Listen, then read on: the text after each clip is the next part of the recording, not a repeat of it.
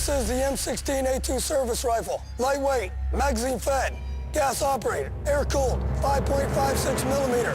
Capable of taking down the enemy with one shot. Wherever that red dot is aiming, that's where you're killing. The biggest... Jeg livredd våpen. Jeg ser ikke noe grunn til å holde et maskingevær.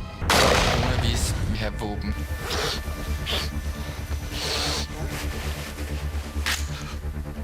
Okay, put the finger on the trigger and fire when you're ready.